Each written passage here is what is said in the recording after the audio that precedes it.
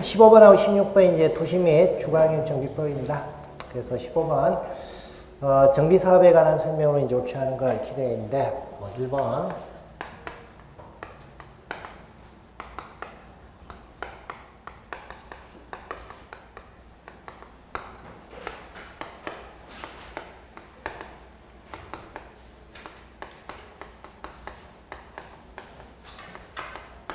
주거환경 이제 개선 사업하고 주거환경 관리 사업 두 가지 이제 두 글자 차이인데 의미는 이제 완전히 틀린 거죠.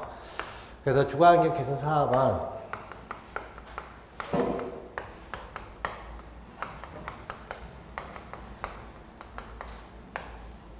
자 일단 대상이 이거예요. 도시 저소득 주민이 집단으로 거주하는 지역 이게 이제 대상이고. 그 다음에 이제 정비 기반 시설의 상태가 극히 열악하고 노후불량 건축물이 과도하게 밀집되어 있는 지역 이렇게 놓게 되면 이게 주거환경 개선 사업입니다. 그 다음에 이제 주거환경 관리 사업은 지금 1번에 나온 것처럼 단독주택하고 다세대 주택이 밀집한 지역에서 이렇게 놓게 되면 이거는 주거환경 관리 사업이에요. 그래서 지금 1번에 나 있는 것 단독주택 및 다세대 주택 등이 밀집한 지역에서 정비 기반 시설하고 공동이용 시설을 확충을 통해서 주거환경을 보존 정비 개선하기 위해서 시행하는 사업 이렇게 되어 있는데 그건 주거환경 관리 사업에 관한 설명입니다. 그래서 두 가지는 이제 잘 구분하셔야 돼요. 자, 그 다음에 2번 주택 재개발, 3번은 이제 주택 재건축인데 정비 기반 시설의 이제 상태죠. 그래서 주거환경 개선 사업은 극히 열악이고 주택 재개발 사업은 열악이고 주택 재건축 사업은 양호하나 이렇게 해가지고 나눠지는 거예요.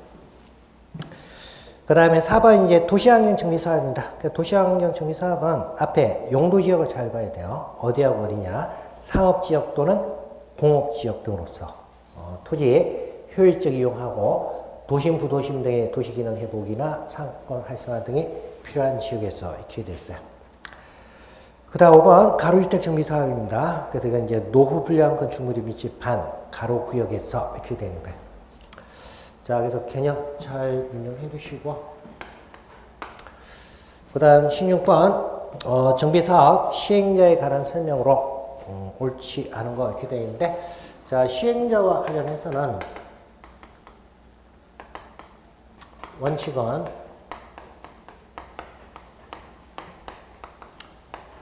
토지 등 소유자가 조합을 설립해서 조합이 사업 시행자가 되는 게 원칙이에요.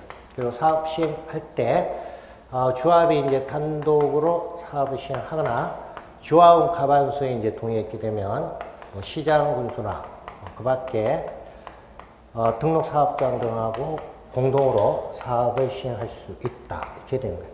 그래서 사업 시행자는 일단 토지동 소유자로 해서 조합을 설립을 한다. 그래서 조합이 사업 시행자가 되는 게 원칙이고 여기에 대해서 이제 예외. 첫 번째가 이제 도시환경 정비사업. 도시환경 정비사업은 토지동 소유자가 조합 설립해서 하거나 또는 토지동 소유자가 숫자가 적으면 토지동 소유자가 조합 설립하지 않고 직접 사업 시행하는 것 이게 가능한다. 그 다음에 두 번째는 주거환경 개선 사업하고 주거환경 관리 사업.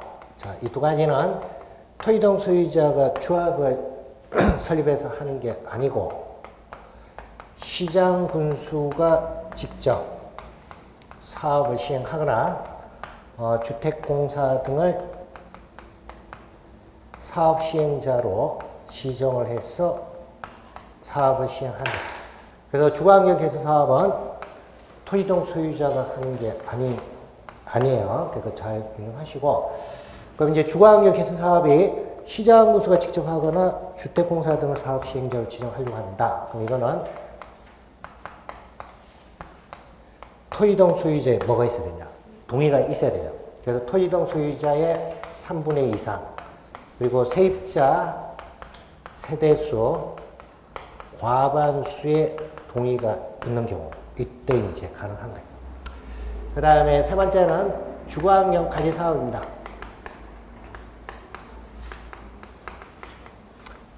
주거환경 관리 사업은 시장 군수가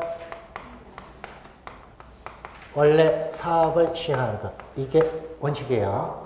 그리고 예외적으로 주택공사 등을 사업 시행자로 지정을 해서 할 수가 있습니다. 자, 근데 이제 주택공사를 사업 시행자로 지정하고자 할 때는 토지 등 소유자 과반수의 동의가 있어야 이게 이제 되는 거예요. 자, 그래서 예외가 여기 이제 세 가지가 있어요. 그래서 여러분들 이제 1번이 주거환경 개선 사업이죠. 그래서 원칙입니다. 그래서 해당 정비구역 안에 토지 등 소유자 3분의 2 이상 동의와 세입자 세대수 과반수 동의가 있는 경우, 이때는 시장 군수가 직접 시행하거나 주택공사 등을 사업 시행자로 지정해서 시행하게 할 수 있다. 이렇게 되는 거예요. 그다음 2번, 세입자 세대수가 토지 등 소유자 2분의 1 이하인 경우, 이때는 동의 절차, 즉 세입자 동의 절차 거치지 아니할 수 있다. 그 다음에 3번, 주택 재건축 사업입니다. 그래서 주택 재건축 사업, 재개발 사업, 가로주택 정비 사업은 토지 등 소유자가 조합 설립해서 단독으로 사업 시행하거나 조합원의 과반수가 동의가 있으면 시장 군수 등하고 어떻게 할 수 있냐, 공동으로 할 수 있다. 그냥 그래서 3번 현행이고, 그 다음에 4번 주거환경 관리 사업이죠. 시장 군수가 직접 시행하되 주택공사 등을 사업 시행자로 지정해서 시행하게 하려는 경우, 공람 공고일 현재 토지 등 소유자 2분의 1 이상의 동의를 받아야 한다. 이렇게 되어 있는데, 자, 2분의 1이 아니고 이거예요. 과반수예요.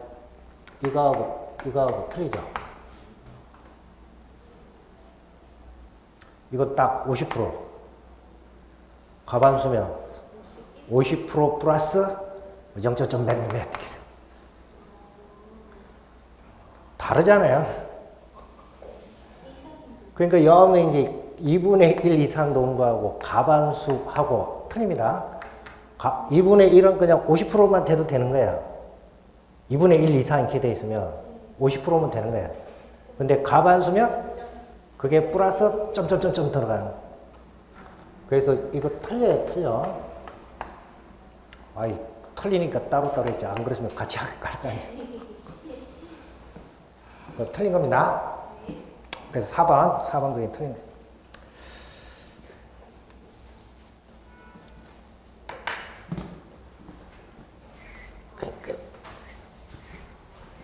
민법 빼고 나머지 저기 법은 다 이런 작법은 맨날 숫자, 뭐 미치냐 또는냐, 뭐 할 수 있다냐 해야 안 되냐, 뭐 이런 거 가지고 하는 거예요. 민법이나 이제 뭐 판례가 어떻고 학설이 어떻고 이렇게 놓은 거고, 나머지 온갖 작법은 항상 뭐 앞에 시장 구수구청장이냐, 뭐 해야 한다냐, 할 수 있다냐, 절차 그런 거기 때문에 이해를 요하는 게 아닙니다. 이해를 요하는 게 아니고 암기를 해야 되는 거예요. 민법 공부하듯이 하면 안 되는 거예요, 이게. 이게 뭘 의미할까 이렇게 생각하다 보면 그냥 늪에 빠지는 거예요. 그래서 민법하고 달라요, 이게. 첫날 뭐 저기 말씀드렸지만 민법 공부하듯이 해가지고는 이거 점수 안 나옵니다, 이게. 이해했다고 해가지고 점수가 나오는 게 아니에요. 알든 모르든 그냥 암기가 많이 돼 있어야 되는 거예요, 이게. 그래서 뭐 질문이 뭐 모르겠습니다, 뭐냐 이렇게 물어보는데, 이게 뭘 의미하냐, 그거는 법 만든 사람이 알지, 뭐 어떻게 알겠어요, 이게. 시험 보는 사람이 뭐 거의 알겠어요? 여러분들 이게 지금 시험 문제 출제를 법학과 교수들이 출제를 하는데, 법학과에서 이런 거 과목도 없어요, 이게. 도시및 주거환경 정비법이다, 뭐 건축법이란 과목은 없고, 건축법은 법학과에서 그 강좌에도 없어요, 이거는. 그냥 저기 공대에서 저기 건축기사 시험 준비하는 사람들이나 공부하는 건데, 공부가 다른 게 아니고 그냥 법정 갖다 놓고 법정 외우는 거야. 법전에서 뭐 몇 미터, 몇 제곱미터 돼 있으면 그거 외우는 거고, 똑같습니다. 끝에 뭐 하야한다냐, 할 수 있다냐, 그런 거 이제 공부하는 거지. 이게 이 법 규정이 뭘 의미하냐, 해석하는 거하고는 시험하고 아무 관계 없는 거야.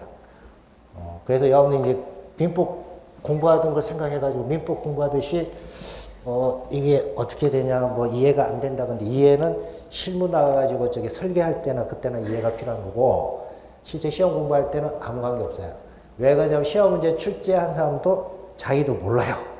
그냥 법에 이렇게 그냥 규정돼 있으니까, 이 부분 틀리게 하면, 사람들이 틀리겠다. 시험 본 사람이 틀리겠다. 그렇게 해서 출제를 하는 거지. 출제한 사람도 이해하고 출제한 사람 거의 없습니다, 이게. 그래서 너무 어렵게 생각하고 공부하면 안 되는 거야, 이게. 그러니까 여러분이 지금 범위가 넓어서 그렇지, 내용은 별로 어려운 게 없는 거야. 범위가 넓어서 그렇지. 범위는 넓은데 시험 공부한 기간 얼마 안 되고 그러니까 지금 점수가 안 나오는 거지.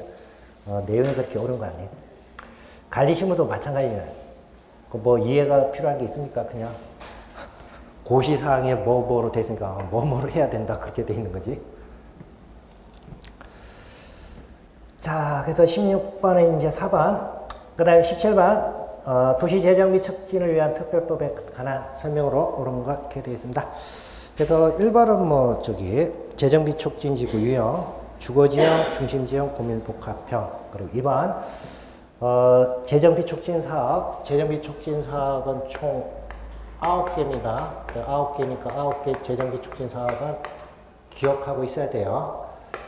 6개가 도시 및 주거환경 정비법에서 정하고 있는 정비 사업이고, 나머지 이제 3개가 들어가는 거죠. 그래서 도시 공개기술 사업,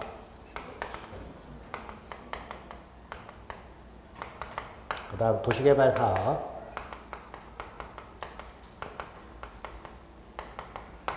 그 다음 전통시장, 시장 정비 사업 해가지고 9가지 사업이 재정비 촉진 사업이에요. 그 다음 이제 3번이 틀렸는데, 자, 토지 등 소유자 범위예요. 토지 등 소유자는 원칙은 토지 소유자, 건축물 소유자, 그리고 토지 지상권자. 자, 여기 이제 세 사람이 토지 등 소유자 범위에 들어갑니다. 근데 여기에 대해서 예외가 정비 사업 중에서는 재건축 사업, 주택 재건축 사업일 때는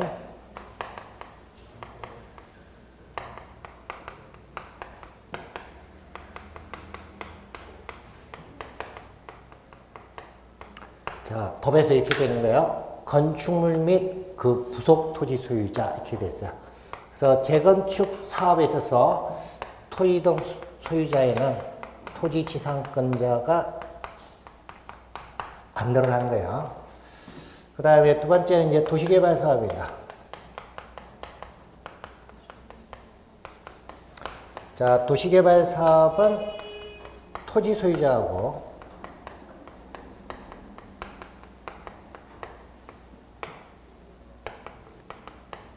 그 지상권자 이렇게 돼 있어요. 그 지상권자는 토지 등 소유자 범위에 들어가는데 건축물 소유자는 이게 안 들어가요. 그래서 여기 이제 두 가지를 제외한 나머지 사업은 토지 등 소유자 범위가 여기 들어가는 거예요. 자, 그래서 이제 3번 보면 이제 도시개발 사업의 경우 토지 또는 건축물의 소유자, 토지 또는 건축물의 소유자와 그 지상권자를 말한다 이렇게 되어 있는데, 토지 소유자 및 그 지상권자. 자, 그래서 3번 그게 이제 틀렸습니다. 그 다음에 4번하고 5번 재정비 촉진 지구 지정할 때, 자, 면적 기준이에요. 주거지형은 50만 제곱미터 이상, 그리고 중심지형은 20만 제곱미터 이상, 그리고 고밀복합형은 10만 제곱미터 이상 이렇게 되는 거죠.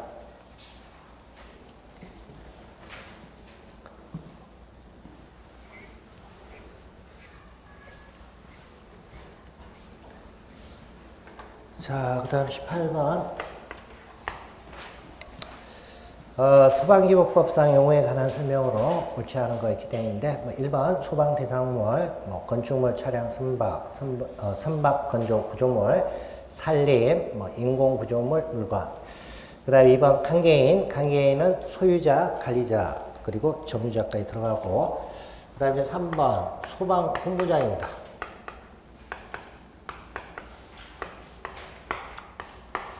자, 그래서 소방본부장은 소방 업무와 관련해서 업무를 이제 담당하는 부서의 장인데,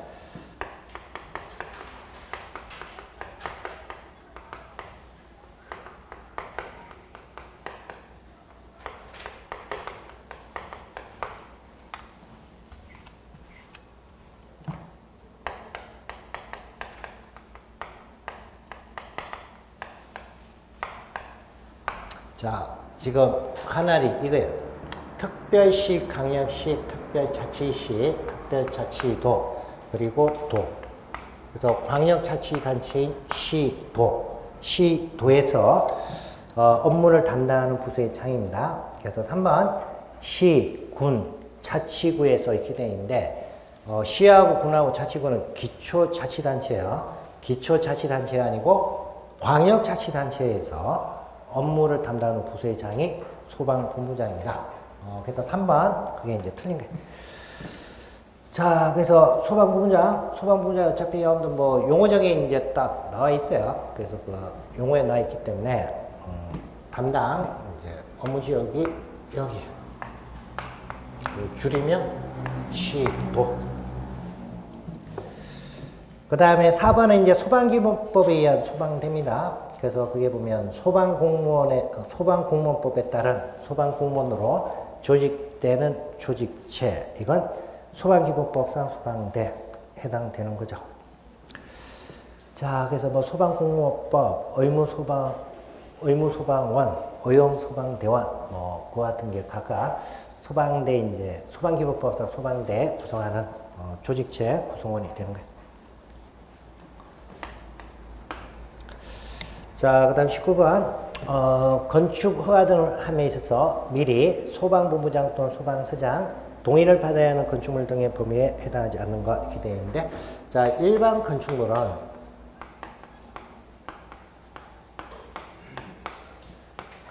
연면적 400제곱미터 이상이 될 때, 이때가 원칙적으로 허가와 관련해서 동의 대상이에요. 그래서 일반 연면적 500제곱미터 이상의 건축물만 이렇게 되어 있는데, 자, 그게 왜 틀리냐면 단위 기준 때문에 틀린 거예요. 그냥 500이면 동의 대상이죠. 근데 500제곱미터 이상 이렇게 되어 있는데, 기준은 500제곱미터 이상이 아니고 얼마라는 얘기예요? 400제곱미터 이상이에요. 이거 아직까지 구분 못하면 여러분들 시험 보기 힘듭니다. 여러분들 항상 끝에 단위가 이상, 미만 이렇게 되어 있으면 그게 기준이라는 얘기예요. 시험 문제에서 기준 물어보면 기준 그걸 가지고 찾아야 되지. 또 엉뚱하게 500제곱미터면 400제곱미터 이상 아니냐. 그렇게 이야기하는데 그냥 500이면 맞아요. 근데 이것 때문에 틀린 거예요.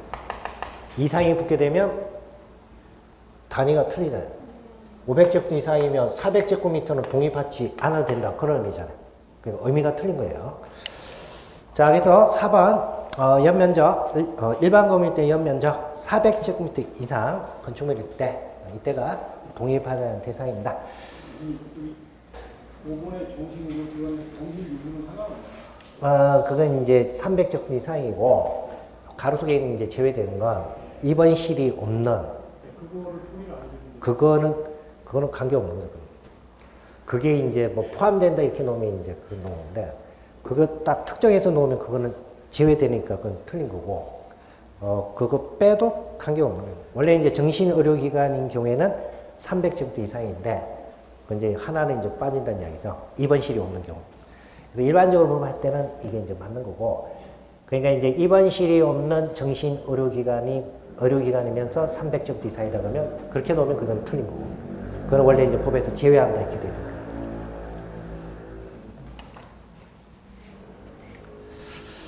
자, 그 다음 20번은 이제 그 소방용품에서 제외되는 건, 그건 이제 1번이고, 그거는 뭐 여러분들 점수 안 넣을 거면 맞추라고 한 거예요. 맞췄겠죠? 그 다음 21번은 문제가 잘못돼가지고 다 맞습니다.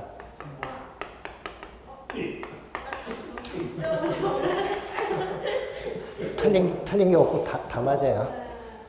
그리고 여러분들 그 해설지에 나와 있는 그 저기 해설 지우세요.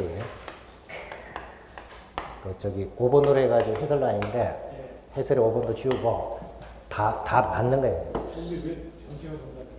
다 맞잖아요. 틀린 게 없고 다 맞는 거예요. 문제 저기 구성할 때 잘못해가지고. 그래서 이거 틀린 게 없는데 5번을 틀리게 해야 되는데 답하고 해설이 바뀌었어요. 그래서 해설에 나와 있는 그 해설 부분 그 지우세요. 그 틀린 거고. 그래서 5번인데 21번 틀린 거 없고 다 맞습니다 이게. 모두 맞는 거예요 이게. 그래서 뭐 점수가 2.5점 다 올라갔나요 그러면? 자, 1번은 이제 성관기마다 고유한 식별 표지를 부착할 수 있다 이렇게 되어 있는데, 뭐, 성관기 안전 종합 정보망을 구축하기 위해서 하는 거고, 그 다음에 2번 성관기 품질 보증 기간 3년이고, 그 다음에 이제 성관기 부품 제공 요청이 있는 경우, 특별한 이유가 없으면 2일 이내 요청에 따라야 되고, 그 다음에 성관기 유지를 업으로 하는 경우, 성관기 유지업, 이것도 시도의사의 등록입니다. 그래서 성관기 제조, 수입, 업으로 한다. 성관기 유지, 업으로 한다. 다 등록은 시도지사에게 하도록 되는 거예요. 그 다음에 5번 품질 보증 기간에 성관기 관리 주체가 사용 설명서에 따라 성관기를 정상적으로 사용 관리하였음에도 불구하고 발생한 고장 또는 결함은 제조업자 등이 무상으로 정비해야 한다 이렇게 되어 있는데 무상으로 정비하도록 되어 있습니다. 그래서 5번도 이제 맞는 거예요.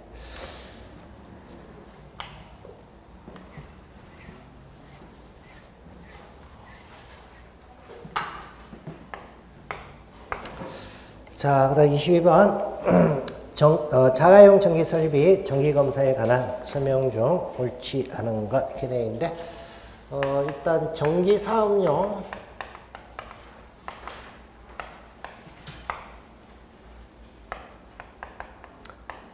전기 사업용 전기 설비하고 자가용 전기 설비와 관련해서는 산업통상자원부 장관 또는 시도지사에 정기적으로 이제 검사를 받도록 되어 있습니다. 자, 그래서 이 두 가지는 이제 정기 검사예요. 그리고 이제 정기 검사와 관련해서 이번에 나온 것처럼 정기 검사를 이제 받고자 할 때 신청서 제출은 검사 받고자 하는 날 7일 전까지고, 그 다음에 3번 안전공사는 정기 검사를 한 경우 검사 완료일로부터 5일 이내에 검사 확인증을 검사 신청인에게 교부해야 한다. 그래서 2번하고 3번은 시행 규칙에 있는 내용인데 시험 문제 보기 지문에 이게 나와요. 출제가 몇 번 됐습니다. 그래서 7일, 5일 이런 거 좀 날짜 봐두시고, 그 다음에 이제 4번 정기검사 결과 불합격인 경우 적합하지 아니한 분에 대해서는 다시 재검사를 받도록 되어 있어요. 재검사 받는 기간이 검사 완료일로부터 3개월 이내 재검사를 받아야 한다 이렇게 되는 거고, 일반용 전기 설비는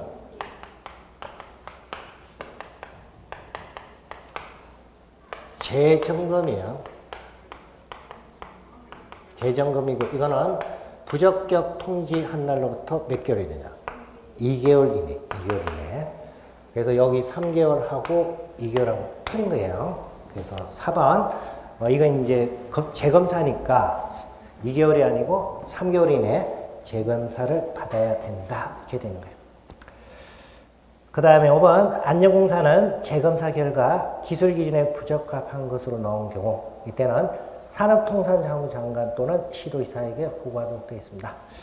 그래서 22번에서는 4번이고 22번 이런 게 시험 문제 출제되면 이쪽 파트가 출제되면 그의 시험은 쉬운 거예요 이게. 괜히 이상한데 뭐 저기 뭐 전기 뭐 사업법에 어디 구석에 뭐 한국전력 그래서 어쩌고저쩌고 물어보면 이건 뭐 하는지 모르는 거예요 이거는. 그럼 뭐 전기 뭐 품질위원회가 뭐 이렇게 놓으면 도대체 뭘 물어보지 모르는 거예요.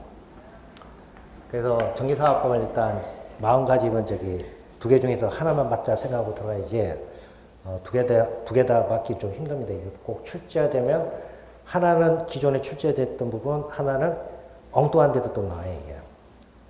그래서 마음을 버리고 봐야 돼요. 반만 맞자 딱 생각하고 봐야 돼. 자, 그 다음 이제 23번 시설물 안전관리에 관한 특별법령에 관한 설명은 옳지 않은가? 1번 공동주택은 2종 시설물만 대상이야. 16층 이상. 그 다음에 이제 2번 시설물 하자 담보 책임 기간이 끝나기 전에 마지막으로 실시하는 정밀점검 관리주체가 직접 실시하지 않는다. 누가 해야 되냐? 안전진단 전문기관이 실시해야 된다. 그거.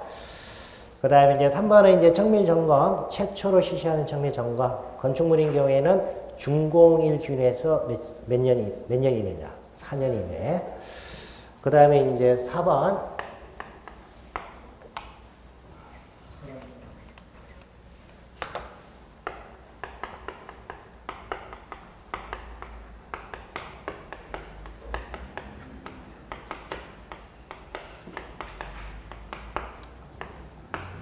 안전점검하고 정밀 안전진단 두 가지와 관련해서 안전점검은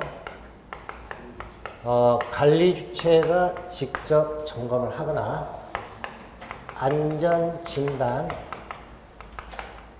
전문기관으로 하여금 하거나 또는 해당된 이제 시공자를 건설업자를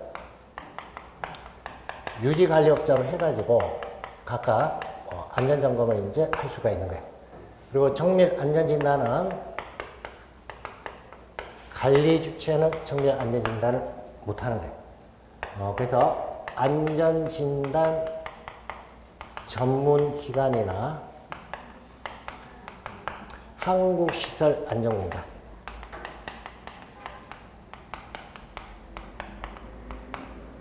자, 여기 이제 두 개 기관이 정밀 안전진단을 하도록 되는 거예요. 그래서 그게 4번 정밀 안전진단은 안전진단 전문기관 또는 관리주체가 실시한다 이렇게 되어 있는데 정밀 안전진단은 관리주체는 못합니다.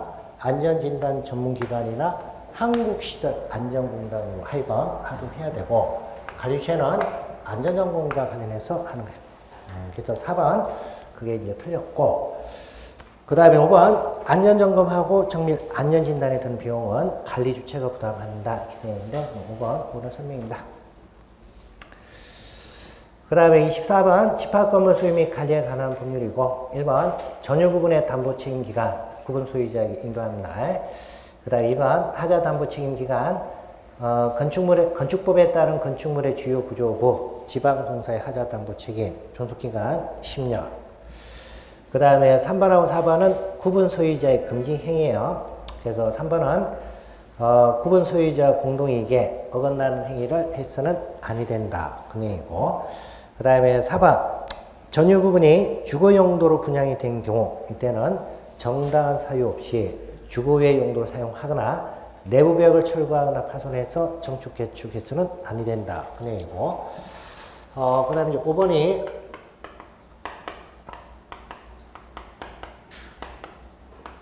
자, 하자 전유분이죠. 전유분이 속하는 한동 건물의 설치나 보존에 즉 하자로 인해서 다른 사람에게 재산상 손해를 입힌 경우 그때는 이 흠은 공용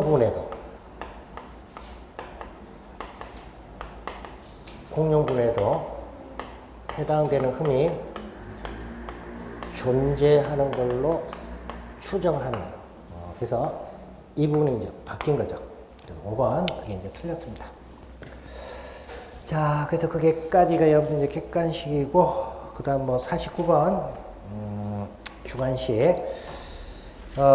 주관식 지금 49번 문제는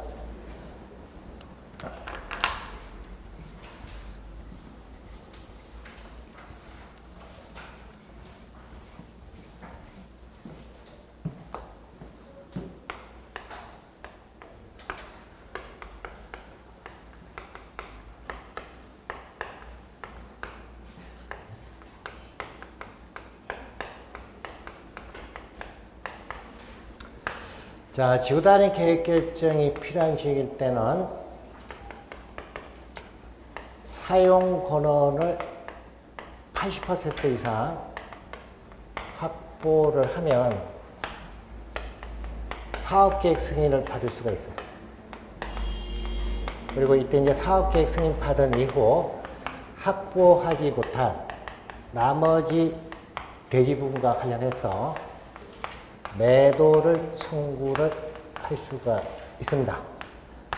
그리고 이와 같이 이제 매도 청구를 할 수 있는데, 이런 경우 공사 착수와 관련해서 착수 신고를 할 때는 여기 확보하지 못한 대지와 관련해서 확보와 관련해서 입증할 수 있는 자료를 제출하도록 됩니다. 그래서 그게 박스 안에 보면 사업 주체가 신고한 후 공사를 시작하는 경우 사업계획 승인을 받은 해당 주택건설 대지에 매도 청구 대상이 되는 대지가 포함되어 있으며 이렇게 되어 있죠. 이게 이제 포함되어 있는 경우 이때는 매도 청구 대상 대지에 대해서 대지 소유자가 매도에 대해서 합의를 하거나 또는 매도 청구에 관한 법원에 뭐가 있어야 되냐?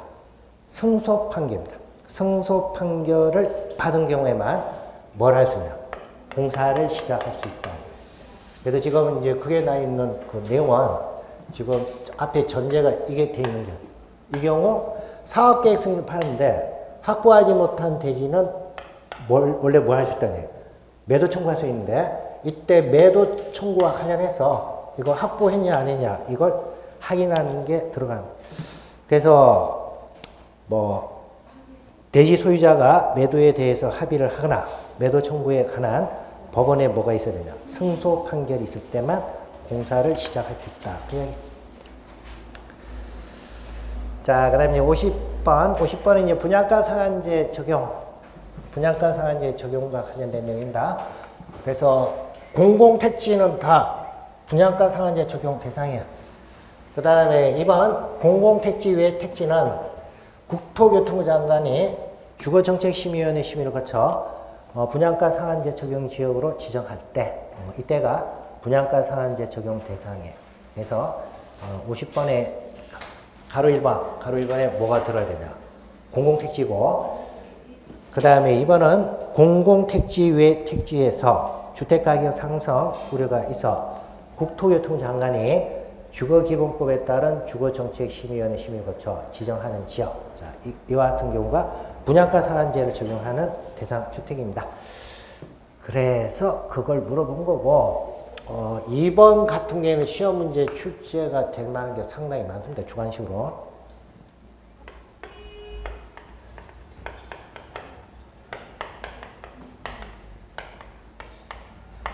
이 부분도 주관식 출제가 될 수가 있고, 그 다음에 국토교통부 장관도 출제가 될 수가 있고, 그 다음에 주거기본법에 따른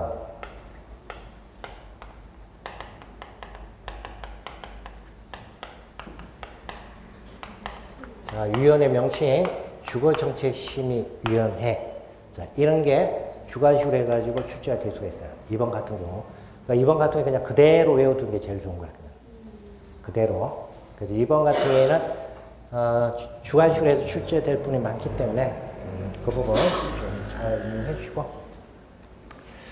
자, 그 다음에 51번은 세대수 첨가되는 리모델링입니다. 그래서 세대수 첨가되는 리모델링과 관련해서 권리변동 계획을 수립하고 권리변동 계획을 30세대 이상이면 사업계획 승인. 51번인가요? 두 가지가 나오죠. 사업계획 승인 또는 행위 허가를 받아야 한다 이렇게 되어 있는데, 자, 이거는 이제 증가되는 세대 수가 30세대 이상일 때는 이거야. 사업계획 승인 대상이고, 증가되는 세대 수가 30세대 미만일 때는 건축법에 의한 허가야. 그래서 사업계획 승인 또는 행위 허가 이렇게 놓는 거예요. 그래서 증가되는 세대 수가 30세대 이상이면 사업계획 승인, 30세대 미만일 때는 건축법에 의한 허가. 그래서 51번 사업계획 승인입니다. 52번은 다 맞았겠죠. 뭐 갈리시움하고 겹치는 거잖아요. 틀렸어요. 그래서 돈하고 관계없는 건 2분의 1 추가고, 돈하고 관련되는 거는 3분의 2.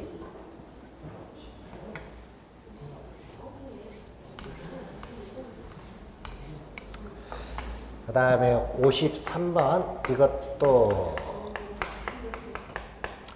개정된 내용이기 때문에 알아두셔야 되는 거예요. 이게 53번이. 과거에는 그냥 5분의 4 이렇게 되어 있는데, 53번이 개정된 내용입니다. 자, 그래서 담보 책임 종료 확인서 이제 작성과 관련해서 입주자 대표회장은 다음 절차를 차례대로 거쳐야 한다. 이 경우 전체 입주자 5분의 1 이상이 서면으로 반대하면 입주자 대표회의는 의결을 할 수 없다. 이렇게 되어 있죠. 그래서 전체 입주자 5분의 1이에요. 5분의 1 이상이 서면으로 반대하게 되면 아무리 그게 나 있는 절차 거쳤다 하더라도 의결 자체를 할 수 없다. 이렇게. 그래서 5분의 1입니다. 5분의 1. 그래서 53번은 개정된 내용이기 때문에 한번 이제 보는 거예요. 그 다음에 54번. 이런 게 참 어려운 건데, 이게.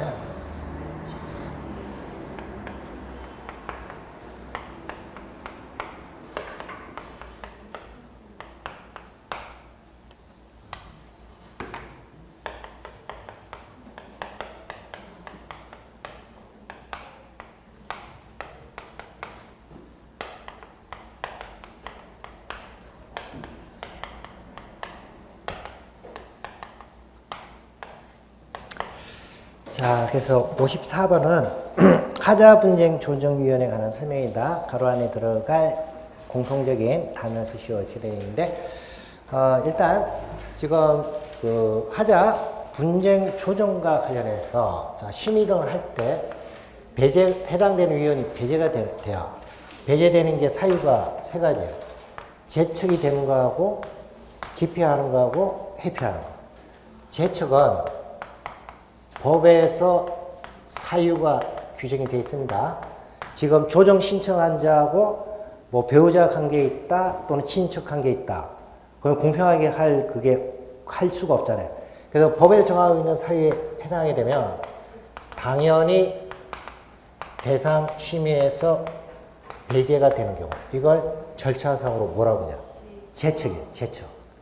제척이다 이렇게 표현하고, 그 다음에 기피는 제척 사유에 해당되지 않는데도 불구하고 당사자가 공정한 심의를 할 수 없다 이렇게 판단할 때 빼달라고 신청해서 빠지는 게 뭐냐?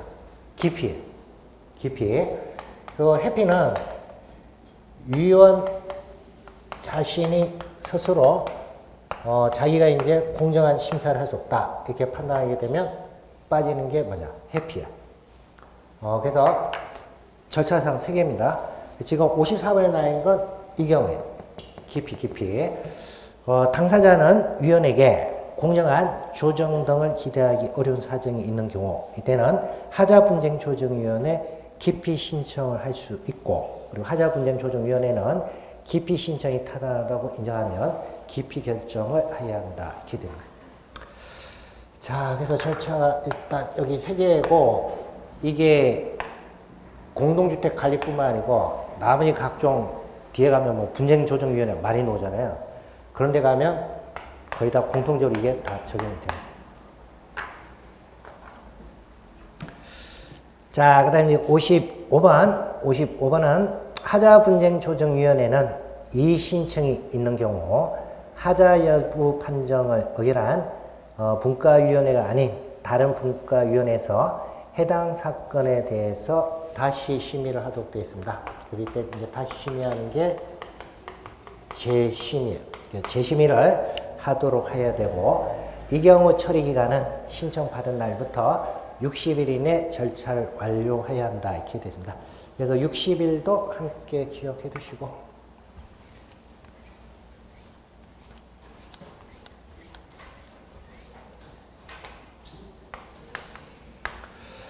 자, 그 다음 56번은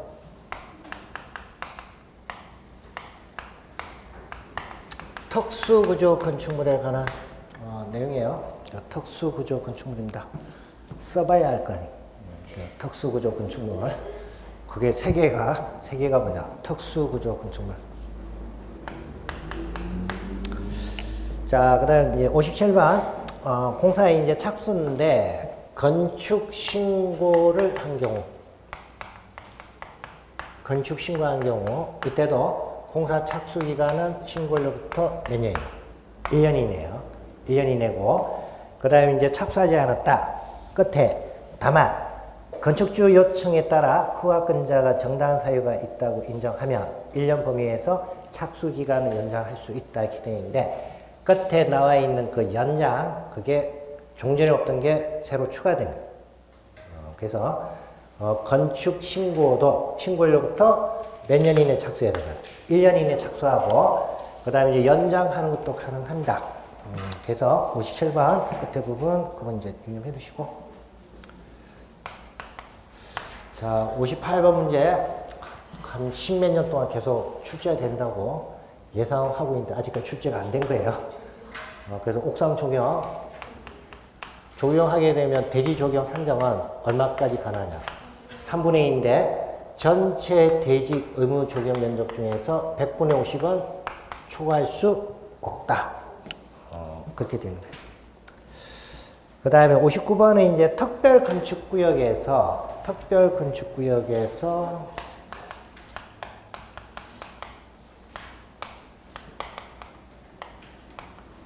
원래 이제 특별건축구역은 건축과 관련된 규정을 적용을 하지 않거나 또는 규정을 완화해 가지고 적용하는 그 같은 구역이 특별건축구역이야. 그래서 건축과 관련된 규정을 적용하지 않거나 완화해서 적용한다는 것은 건축물의 디자인 등을 자유롭게 할 수 있는 그 같은 구역이 이게 특별건축구역입니다. 자, 그럼 이제 건축 관련된 규정을 적용하지 않고 건축하도록 허가를 해줬어요. 이게 지금 공사가 제대로 되는지 안 되는지, 그리고 나중에 완공된 이후 제대로 관리가 되는지, 이거와 관련해가지고 관리하는 게 필요하대. 그래서 이 관리하는 걸 뭐라고 부르냐? 모니터링이라고 부릅니다. 모니터링. 그래서 그게 보면 이제 국토교통부 장관, 특별시장, 간이시장, 도시사는 건축제도 개선 및 건설 기술의 향상을 위해서 후하권자의 의견을 들어 특별건축구역 내 건축 허가를 받은 건축물에 대해서 모니터링을 실시할 수 있다 이렇게 되어 있는데, 그 모니터링 의미가 그 가로 속에 있는 게 모니터링 의미야. 그 가로에 보면 특례를 적용한, 이거야.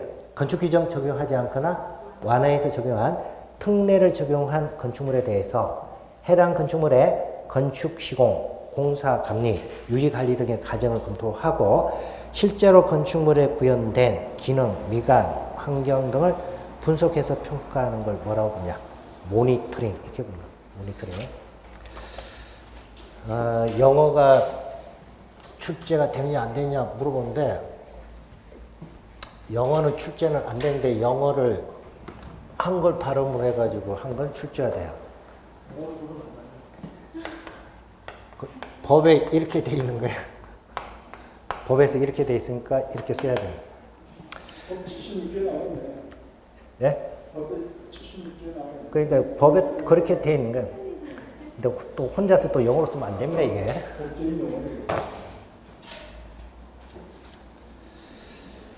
자, 그 다음 60번 문제는 민간 임대주택의 특별수선 충당금 적립 요일이죠.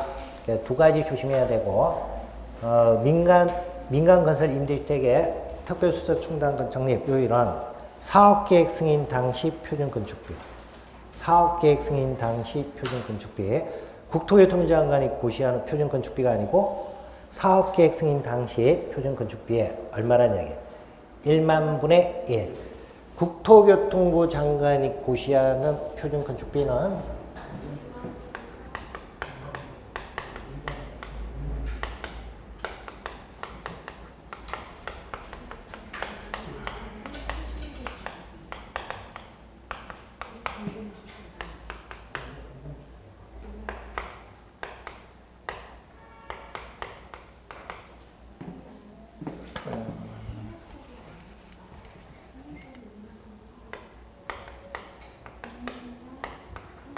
자, 공공임대주택 중에서 임대기간이 50년, 30년, 20년에 해당되는 거죠. 그래서 이거는 표준건축비 누가 고시한 거냐? 국토교통부 장관이 고시하는 표준건축비에 거의 균형. 자, 그래서 그걸 두 가지를 잘 구분하셔야 돼요. 그 다음에 이제 61번. 소방 안전관리 교육입니다. 그래서 소방부부장 또는 소방서장이 소방 안전교육을 실시해야 하는 특정 소방 대상으로 이렇게 되어 있는데, 다중이용업이에요. 다중이용업으로 하고, 소방 안전관리 교육 대상자도 다중이용업의 영업주로 한다.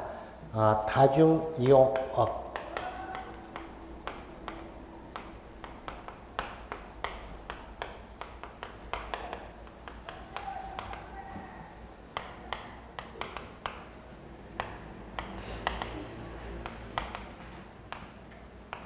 이런 게 이제 다중이용업이에요. 극장, 목욕장, 즉 사우나, 그리고 대형 학원, 이런 게 다중이용업이에요. 자, 그 다음에 62번은 이제 성관계 시설 안전관리법상, 관리주체의 이제 자체 점검입니다. 그 자체 점검은 월 1회 이상 실시하고, 결과를 네 가지로 이제 구분하도록 되어 있죠. 양호, 주의발환, 수리발환, 그리고 긴급수리죠. 긴급수리로 구분해서 자체 점검 후 5일 이내에 성관계 안전종합정보망에 입력하도록 되어 있습니다. 그 다음에 63번은 뭐 전기사업법 내용이고, 산업통상자원부 장관은 전력수급 안정을 위해서 전력수급 기본계획을 수립하고 공고한다. 이렇게 되는데, 뭐 전력수급 기본계획이고, 그 다음에 64번은 이제 시설물 안전관리에 관한 특별법 안전점검 세 가지로 구분하는 거. 정기점검, 정밀점검, 긴급점검. 이렇게 해서 되는 거예요. 자, 그래서 그렇게 하시고, 뭐 주관식은 일단 그렇게 뭐 실제 시험은 어렵게 출제는 안 됩니다. 주관식도 여러분들 한 16문제가 출제되면 보통 10문제 정도는 많이 봤던 분에서 출제돼요. 그리고 나머지 6문제는 약간 좀 이상한 데서 출제된 거 이게. 뭐 면적이라든지 이런 거. 이거는 일단 뭐 그날 운이고, 기본적으로 10문제 정도 여러분들이 주관식에서 맞춰야 돼. 그래야 60점 되는 거예요. 여기서 이제 10문제 25점 되죠. 그리고 앞에 객관식에서 24문제 여러분들이 다 맞기 힘드니까 객관식에서 한 20문제에서 한 16개 그렇게 맞추면 그럭저럭 60점이 맞춰지는 거예요. 그래서 여기 10개를 맞추려면 그 건축법, 주택법, 공동주택관리법, 민간임대주택, 공공주택특별법 5개 법은 아주 세밀하게 보셔야 됩니다. 아주 세밀하게 이렇게 봐야, 그렇게 공부해야 여러분들이 주관식도 맞추고, 당연히 주관식 맞출 정도가 되면 객관식 시험 문제는 당연히 다 맞추는 거예요. 그래서 뭐 거기까지가 여러분들 5개 법이 뭐 400 몇 페이지죠? 460 안 돼? 465요? 465페이지니까 그 부분을 여러분들 이제 좀 세밀하게 보셔야 됩니다. 자, 그렇게 되면 당연히 주관식도 여러분들 확률이 높아가고 객관식도 당연히 이제 점수가 올라가는데 그 찍어달라고 이야기하는데 제가 어떻게 찍습니까? 이거 뭐 주관식을 찍어달라는데 그걸 어떻게 찍어야 돼? 응? 그 문제를 찍을 정도면 제가 여기 있겠어야지. 그러니까 여러분들 이제 막판에 가면 뭐 시간도 없고 뭐 어떻게 하면 더 편하게 공부해 볼까 해가지고 뭐 문제 찍어 달라고 그렇게 이야기하는데 문제를 찍을 수는 없고 그냥 뭐 반복해서 많이 보는 것밖에 없고 또 시험은 제가 시험 보러 가는 게 아니고 여러분들 시험 보러 가는 거예요 이게. 공부는 이제 여러분들 하시는 거고 저야 뭐 그거는 이제 방향만 이제 제시하는 거잖아요. 자, 그래서 오늘 여기까지 하고 내일 보도록 하겠습니다. 특강은 주제가 어떻게 돼요? 주제가 없어요, 특강. 도대체 특강이 주력이 그럼 지금 말씀하신 5개 분야에 들어가는 아니면 그냥 그렇게 했으면 좋겠는데 5개만 했으면 또 5개만 했다고 나중에 또 인터넷에 한참 올라옵니다. 또 왜 다른 거 안 하냐고. 그래서 처음부터 끝까지 다 하는 거예요. 13개 법을 다 하는데 공동주택관리법은 거의 안 할 거야. 공동주택관리법은 저기 관리신고하고 겹치니까 굳이 할 필요 없잖아요. 그래서 공동주택관리법은 내용 좀 많이 줄이고 나머지는 이제 하고 주로 뭐 시험 이제 출제됐던 부분을 하고 개정되면서 이제 좀 출제될 가능성이 있는 부분 하고 그렇게 이제 맞춰가지고 이제 하는 거예요. 자, 그래서 여기까지 하겠습니다. 수고하셨습니다.